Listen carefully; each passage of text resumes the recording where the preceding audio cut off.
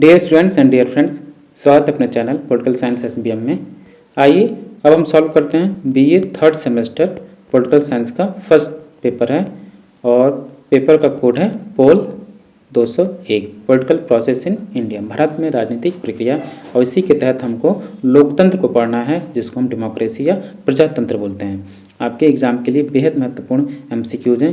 केवल ये BA third semester के लिए नहीं, जो भी पॉलिटिकल साइंस के स्टूडेंट हैं उनके लिए बेहद महत्वपूर्ण है, क्योंकि ऐसे क्वेश्चन आपसे एग्जाम में बार बार पूछे जाते हैं। तो इसलिए आप इसको अच्छे से पढ़िए और इसको सॉल्व कीजिए। तो आइए पहला क्वेश्चन देखते हैं कि प्रजातंत्र किस भाषा के शब्द से बना है, यानी जो आपका डेमोक्रेसी वर्ड है वो किस भाषा के शब्द से बना हुआ। बेहद महत्वपूर्ण क्वेश्चन है लोकतंत्र का। ये आपका यही पूछा जाता है कि लोकतंत्र का जो शब्द इंग्लिश का डेमोक्रेसी वो किस भाषा का शब्द है। तो याद रहे, ये जो आपका लोकतंत्र का उद्भव हुआ यूनान यानी ग्रीक से हुआ, ग्रीस से हुआ, तो ये शब्द भी ग्रीक शब्द है। डेमोक्रेसी जो आपका ग्रीक वर्ड है। क्वेश्चन नंबर 2 है, डेमोक्रेटिक थियरी किसकी रचना है, यानी किसकी कृति है डेमोक्रेटिक थियरी। और ये पुस्तक भी पॉलिटिकल साइंस की बेहद महत्वपूर्ण पुस्तक है। तो इसकी ये जो कृति है सार्टोरी की रचना है, सार्टोरी की पुस्तक है। सॉरी। क्वेश्चन नंबर 3 है, लोकतंत्र बहुतों का शासन है, यानी लोकतंत्र बहुमत का शासन है, किसने कहा। अरस्तु, सिनेका, सिसरो या सिलेने। तो लोकतंत्र बहुमत का शासन या बहुतों का शासन है, अरस्तु का कथन है। ये ऑप्शन ए सही होगा। नेक्स्ट क्वेश्चन है क्वेश्चन नंबर 4, प्रजातंत्र ऐसी शासन व्यवस्था है जिसमें प्रत्येक की सहभागिता होती है। यह कथन किसका है, यानी प्रत्येक की सहभागिता होती है।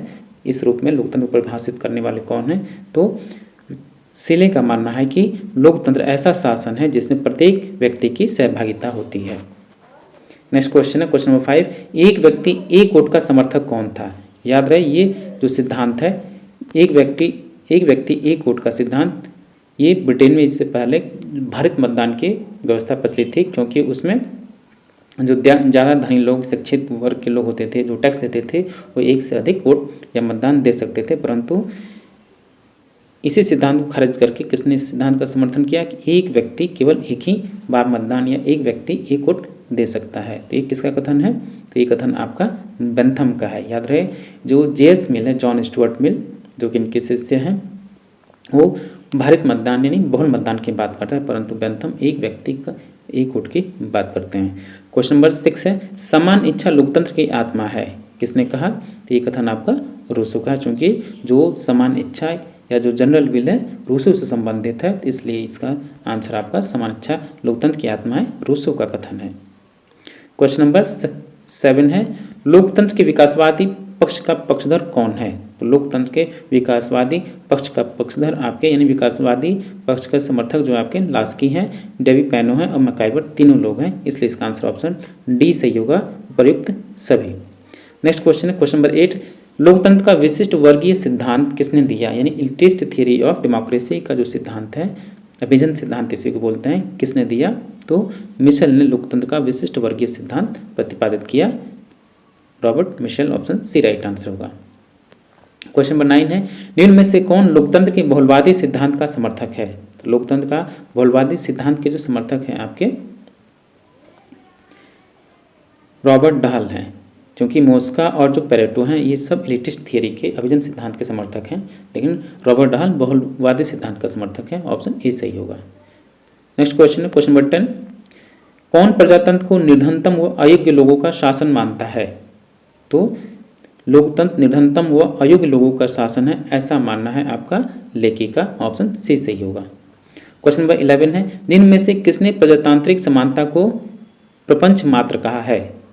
प्रजातांत्रिक समानता को किसने प्रपंच मात्र कहा। तो ये कथन आपका एडमंड बर्क का है, जो कि स्वयं बर्क आपके रूढ़िवादी, इसलिए वो कहते हैं कि प्रपंच मात्र है क्या, प्रजातांत्रिक समानता। नेक्स्ट क्वेश्चन है क्वेश्चन नंबर 12, यह किसकी मान्यता है कि प्रजातंत्र मृत्यु की ओर ले जाता है, यानी कौन कहता है कि प्रजातंत्र मृत्यु की ओर ले जाता है। तो ये कथन आपका लुडवेसी का है, ऑप्शन सी सही होगा। क्वेश्चन नंबर 13 है, निम्न में से किस देश में वर्तमान में भी प्रत्यक्ष प्रजातंत्र की व्यवस्था मौजूद है। तो वर्तमान में जो प्रत्यक्ष प्रजातंत्र यानी डायरेक्ट डेमोक्रेसी है वो स्विट्जरलैंड में विद्यमान है, ऑप्शन सी सही है। विश्व का एकमात्र ऐसा देश जो प्रत्यक्ष प्रजातंत्र का सिद्धांत अभी भी इसको फॉलो कर रहा है, स्विट्जरलैंड। क्वेश्चन नंबर 14 है, प्रजातंत्र को किसने दुष्टों का कुलीन तंत्र कहा है? तो दुष्टों का कुलीन तंत्र कहने वाले आपके टरीलैंड है। प्रजातंत्र को टरीलैंड दुष्टों का कुलीन तंत्र कहता है। नेक्स्ट क्वेश्चन है क्वेश्चन नंबर 15, लोकतंत्र में जनमत किसके माध्यम से प्रामाणिक अभिव्यक्ति प्राप्त करता है?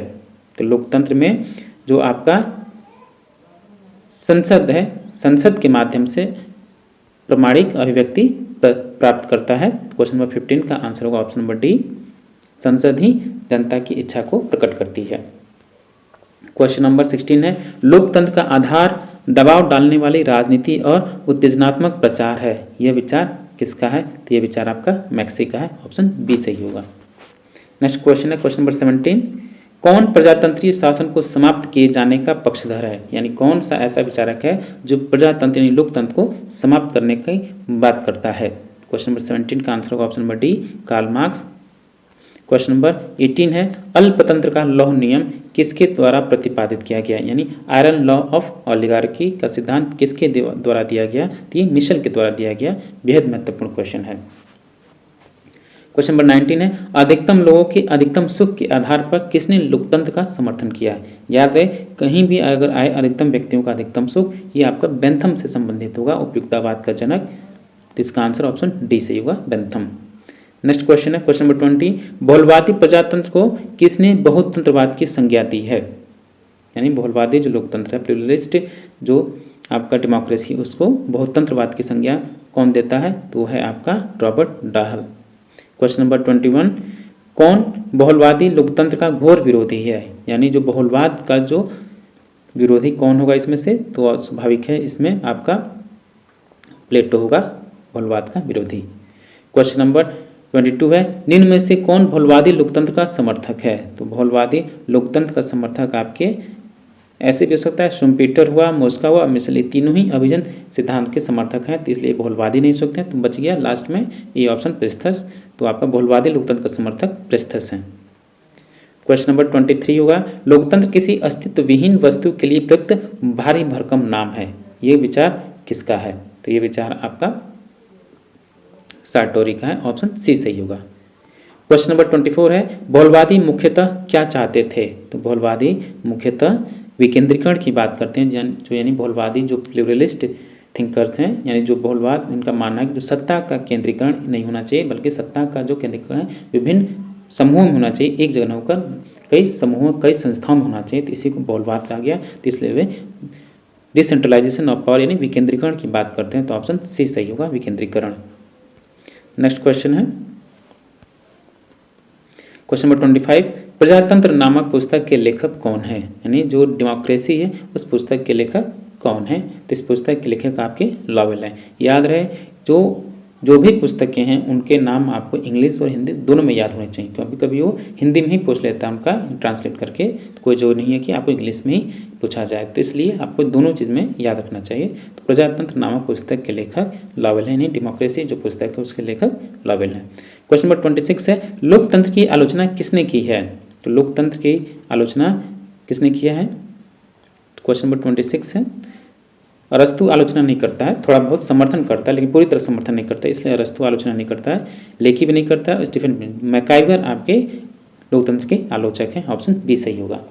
डियर स्टूडेंट्स, एक बार और बताते हैं, ये जो आपका क्वेश्चन है, जो ऑब्जेक्टिव क्वेश्चन या एमसीक्यूज हैं, BA third semester political science का बीए थर्ड सेमेस्टर का जो पेपर 1 है, पोल 202, पोल 201 political process in India paper का नाम है, उससे संबंधित ही क्वेश्चन है। और ये पहला ही यूनिट है आपके सिलेबस के पहले यूनिट का पहला चैप्टर है ये डेमोक्रेसी, उसी से संबंधित ही क्वेश्चन हम लोग सॉल्व करें, जो कि आपके एग्जाम के लिए बेहद महत्वपूर्ण है। तो आप इसको अच्छे से सॉल्व कीजिए, प्रैक्टिस कीजिए।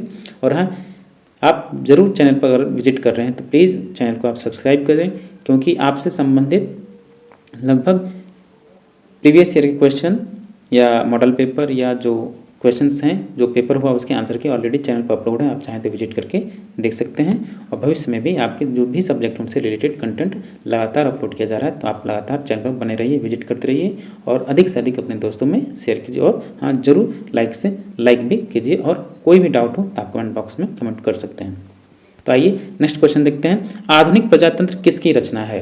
यानी मॉडर्न डेमोक्रेसी में मैं बात कर रहा था, पुस्तकों के जो लेखक हैं, जो पुस्तक है उनको आपको हिंदी में भी याद करना होगा। इस पुस्तक का नाम इंग्लिश में मॉडर्न डेमोक्रेसी, इसके लेखक आपके लॉर्ड ब्राइस हैं। ऑप्शन ए सही होगा। क्वेश्चन नंबर 28 है, प्रजातंत्र यदि अपना कार्य जानता है तो उसे नौकरशाही से डरने की कोई कारण नहीं है, यह किसका कथन है? तो ये कथन आपका बेवरेज का है, विलियम बेवरेज का। और याद रहे यही इसी जो इनके द्वारा जो रिपोर्ट दिया गया बेवरेज रिपोर्ट, जो कि कल्याणकारी राज्य से संबंधित है। ऑप्शन सी सही होगा। क्वेश्चन नंबर 29 है, बहुलवादी लोकतंत्र का आधार क्या है? तो बहुलवादी लोकतंत्र का आधार जो है आपका दबाव समूह भी है, दल भी है और ट्रेड यूनियन भी है, इसलिए इसका आंसर ऑप्शन डी होगा, उपयुक्त सभी। नेक्स्ट क्वेश्चन है क्वेश्चन नंबर 30, प्रजातंत्र किस प्रकार का शासन है? तो प्रजातंत्र किस प्रकार का शासन है? तो प्रजातंत्र आपको पता है कि जनता का शासन है, यानी जो आपका अब्राहम लिंकन का जो फेमस कोट है, लोकतंत्र जनता का, जनता के द्वारा जनता के लिए शासन है।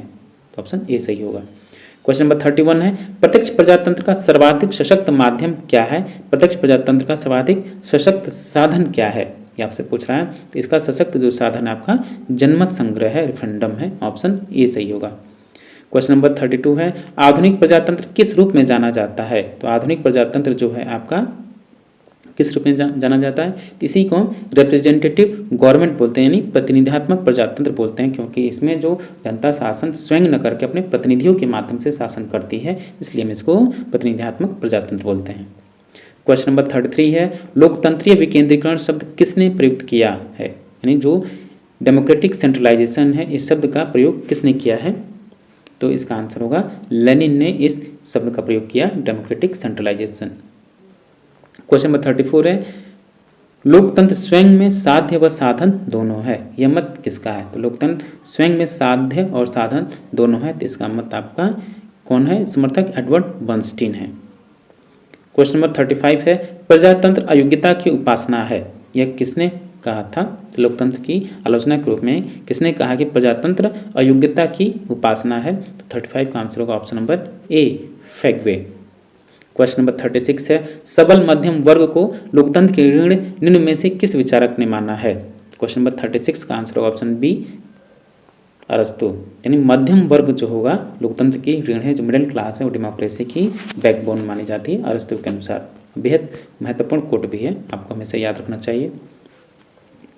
क्वेश्चन नंबर 37, राजनीतिक लोकतंत्र के भीतर या उसके समांतर औद्योगिक लोकतंत्र भी कायम किया जाना चाहिए, यह किसका कथन है, यह किसका मानना है? क्वेश्चन नंबर 37 का आंसर होगा ऑप्शन सी, मैक्सी। क्वेश्चन नंबर 38 है, प्रजातांत्रिक समाजवाद किससे संबंधित है? तो प्रजातांत्रिक समाजवाद आपका किससे संबंधित है? संपूर्ण समाज से संबंधित है। जो आपका सोशलिस्ट डेमोक्रेसी है वो आपका संपूर्ण समाज से संबंधित है। क्वेश्चन नंबर 39 है, प्लेटो ने लोकतंत्र को किस रूप में स्वीकार किया? तो प्लेटो ने लोकतंत्र को किस रूप में स्वीकार किया? तो बहुतों पर शासन के रूप में स्वीकार किया। ऑप्शन ए सही होगा। क्वेश्चन नंबर 40 है, लोकतंत्र को विकृत शासन का स्वरूप कौन सा मानता है? लोकतंत्र का विकृत शासन का स्वरूप कौन मानता है? तो ये आपको अरस्तु मानता है। विकृत शासन में जो कमियां आ जाती हैं उसी को हम डेमोक्रेसी बोलते हैं। पॉलिटी का बिगड़ा हुआ रूप है आपका डेमोक्रेसी। ऑप्शन ए सही होगा।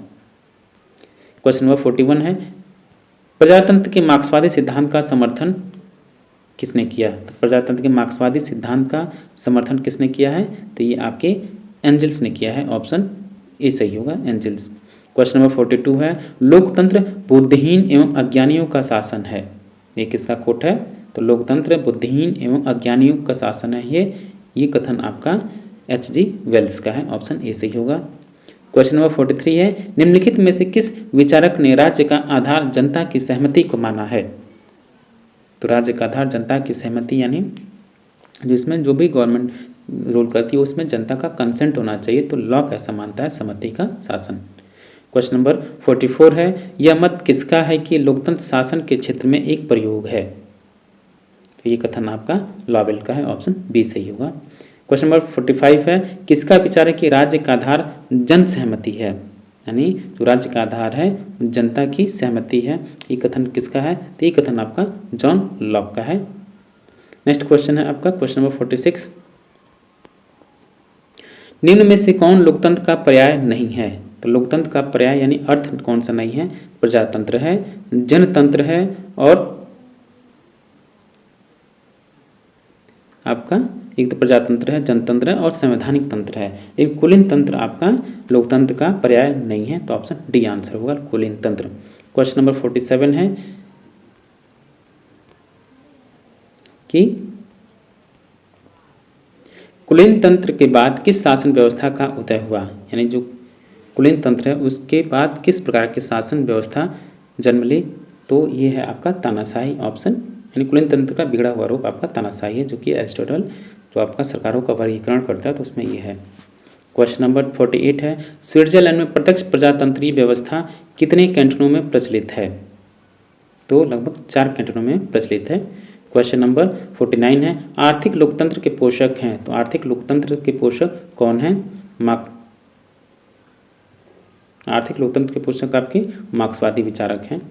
प्रत्यक्ष लोकतंत्र किन राज्यों में संभव है? तो प्रत्यक्ष लोकतंत्र है यानी जो डायरेक्ट डेमोक्रेसी है तो आपके छोटे छोटे राज्यों में संभव है। बड़े राज्य जैसे भारत में बड़े बड़े राज्य वहाँ के लिए डायरेक्ट डेमोक्रेसी संभव नहीं है, तो इसका आंसर होगा छोटे छोटे नगरों के लिए ऑप्शन सी सही होगा।